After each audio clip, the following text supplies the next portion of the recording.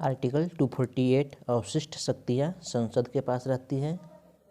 भारतीय संविधान में आर्टिकल 248 यानी आर्टिकल 248 के अंतर्गत अवशिष्ट शक्तियों की व्यवस्था किया गया है जो संसद के पास है।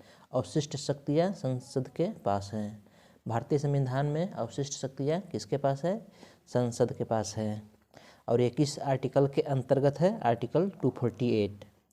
आर्टिकल 245, आर्टिकल 245, इसके तहत संसद और राज्य को विधान बनाने की शक्तियाँ दी गई हैं।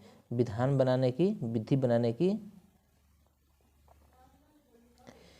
बनाने की शक्ति दी गई है। किसको किसको? संसद और राज्य को। किस आर्टिकल के अंतर्गत? आर्टिकल 245। आर्टिकल 245 के अंतर्गत संसद और राज्य को विधि बनाने का अधिकार दिया गया है। संसद भारत के संपूर्ण राज्य क्षेत्र के लिए बनाएगा, विधि बनाएगा, और राज्य संपूर्ण राज्य के लिए। आर्टिकल 233, आर्टिकल 233 ये किससे संबंधित है? जिला जज। ये जिला जज से संबंधित है। आर्टिकल 233 जिला जज की नियुक्ति से संबंधित है। जिला जज की नियुक्ति कौन करता है? राज्यपाल करता है। और यह किसके सहायता से करता है? हाई कोर्ट के परामर्श से करता है। आर्टिकल 233, आर्टिकल 233 जिला जज की नियुक्ति से संबंधित है। और जिला जज की नियुक्ति कौन करता है? राज्यपाल करता है। और किसके परामर्श से करता है? हाई कोर्ट के परामर्श से करता है। यह किस आर्टिकल के अंतर्गत है? आर्टिकल 233।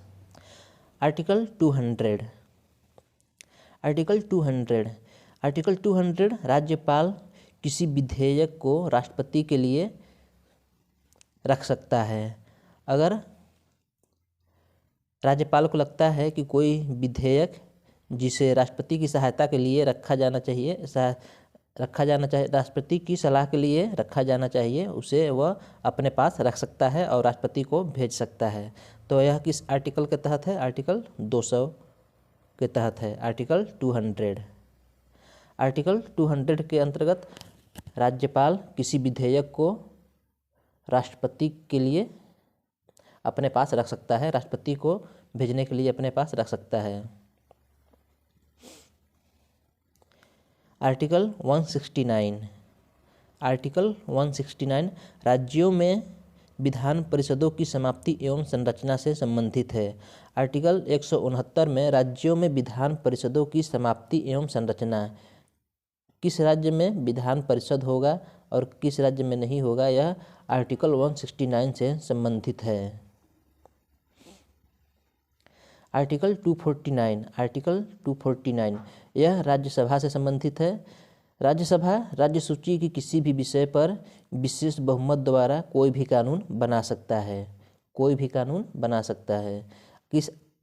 किस आर्टिकल के तहत? आर्टिकल 249, 249, आर्टिकल 249 के तहत राज्यसभा राज्य सूची की किसी भी विषय पर विशेष बहुमत द्वारा किसी भी विषय पर कानून बना सकता है।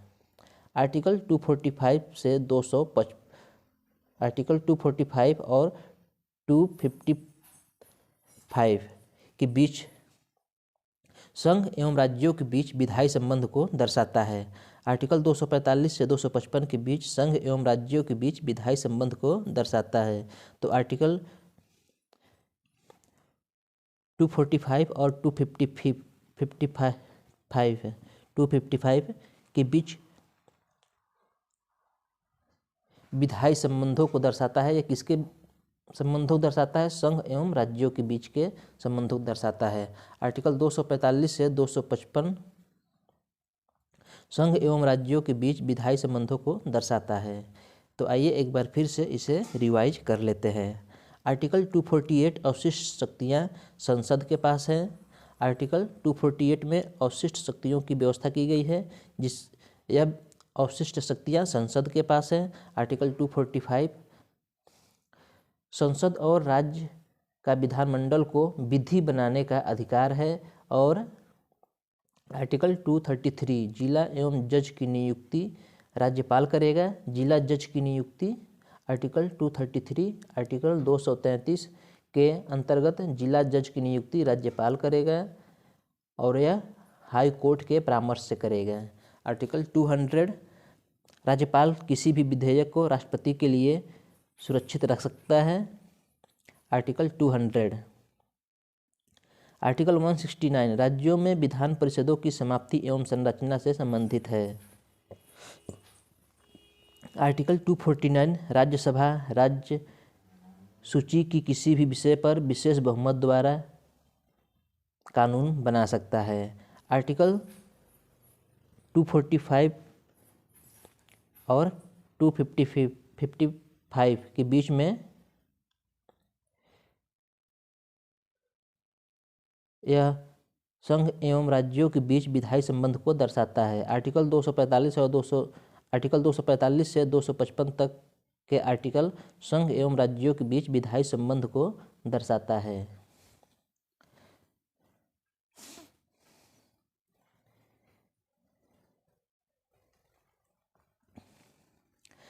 आर्टिकल 233 जिला जज की नियुक्ति एवं जिला जज की नियुक्ति राज्यपाल द्वारा किया जाएगा और यह हाई कोर्ट के परामर्श से किया जाएगा।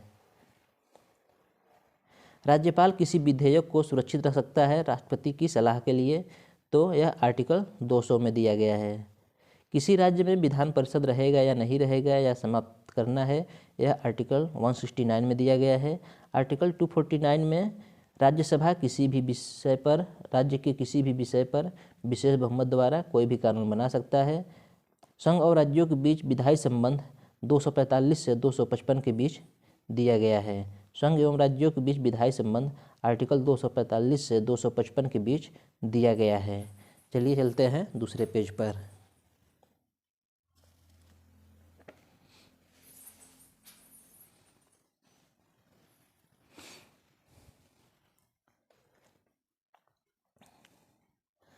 आर्टिकल फ्रॉम 256 टू 263 यह संघ एवं राज्यों के प्रशासनिक संबंध को दर्शाता है। प्रशासनिक संबंध किस अनुच्छेद के अंतर्गत है? आर्टिकल 256 से 263 के अंतर्गत संघ एवं राज्यों के बीच प्रशासनिक संबंध को दर्शाता है। आर्टिकल 256 से 263 आर्टिकल फ्रॉम 256 टू 263 संघ एवं राज्यों के बीच प्रशासनिक संबंध एडमिनिस्ट्रेटिव रिलेशंस को दर्शाता है। आर्टिकल 256 टू 263 आर्टिकल 263 अंतर्राज्यीय परिषद का गठन। आर्टिकल 263 अंतर्राज्यीय परिषद का गठन से संबंधित है। अंतर्राज्यीय परिषद का गठन किस आर्टिकल के तहत किया गया है? आर्टिकल 263 अंतर्राज्यीय परिषद का गठन किस आर्टिकल के तहत किया गया है? आर्टिकल 263 यह अंतर्राज्यीय परिषद का गठन किस आयोग के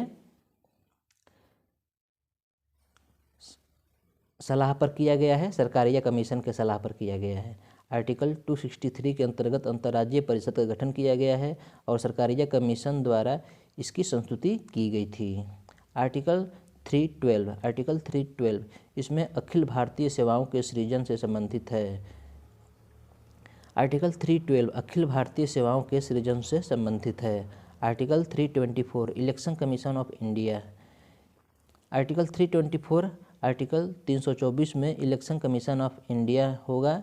आर्टिकल 324 के तहत इलेक्शन कमीशन ऑफ इंडिया होगा और इलेक्शन कमीशन ऑफ इंडिया का कार्य क्या होगा? संसद, राज्य विधानमंडलों, राष्ट्रपति एवं उपराष्ट्रपति का निर्वाचन कराएगा। तो ये संसद, राज्य विधानमंडलों, राष्ट्रपति एवं उपराष्ट्रपति का निर्वाचन कौन कराएगा?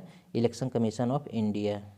आर्टिकल 325 आर्टिकल 325 में निर्वाचक नामावली धर्म, मूलवंश, जाति, लिंग के आधार पर नहीं बनाया जाएगा। निर्वाचक नामावली में धर्म, मूलवंश और जाति लिंग के आधार पर नहीं बनाया जाएगा। आर्टिकल 325 आर्टिकल 326 आर्टिकल 326 वयस्क मताधिकार से संबंधित है और भारत में 18 वर्ष के उम्र के लोगों को मताधिकार है। तो हमने इसमें पढ़ा कि आर्टिकल 256 एंड 263 संघ एवं राज्यों के बीच प्रशासनिक संबंध को दर्शाता है। आर्टिकल 263 अंतर्राज्यीय परिषद का गठन करता है। यह अंतर्राज्यीय परिषद का गठन सरकारीय कमीशन द्वारा संस्तुति की गई थी। आर्टिकल 312 अखिल भारतीय सेवाओं के सृजन से संबंधित है। Article 324 election commission of India होगा और संसद, राज्य विधानमंडलों, राष्ट्रपति एवं उपराष्ट्रपति का निर्वाचन इलेक्शन कमीशन ऑफ इंडिया कराएगा। आर्टिकल 325 निर्वाचक नामावली धर्म, मूलवंश, जाति, लिंग के आधार पर नहीं होगा। आर्टिकल 326 वयस्क मताधिकार।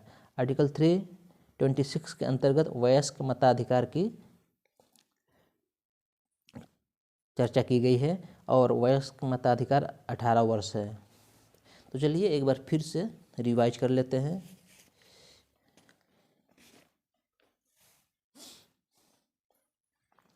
आर्टिकल 248 अवशिष्ट शक्तियां संसद के पास रहेगी। आर्टिकल 245 संसद एवं राज्य का विधानमंडल को विधि बनाने का अधिकार दिया गया है। आर्टिकल 233 जिला जज की नियुक्ति राज्यपाल के द्वारा होगा और यह हाई कोर्ट के परामर्श से होगा। आर्टिकल 233 जिला जज की नियुक्ति।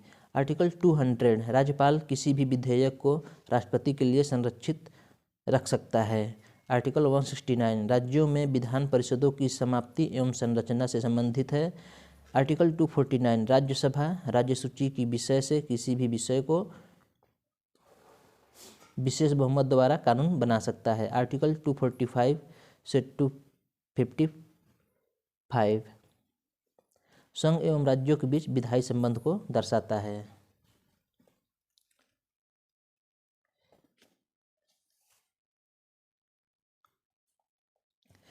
आर्टिकल 256 और 263 संघ एवं राज्यों के बीच प्रशासनिक संबंध को दर्शाता है। आर्टिकल 263 अंतर्राज्यीय परिषद का गठन है और इसका संस्तुति सरकारीय कमीशन द्वारा किया गया था। आर्टिकल 312 अखिल भारतीय सेवाओं के सृजन से संबंधित है। Article 324 election commission of India संसद, राज्य के विधानमंडलों, राष्ट्रपति एवं उपराष्ट्रपति का निर्वाचन से संबंधित है। आर्टिकल 325 निर्वाचक नामावली में धर्म, मूलवंश और जाति लिंग के आधार पर नहीं बनाया जाएगा। आर्टिकल 326 वयस्क मताधिकार की व्यवस्था की गई है।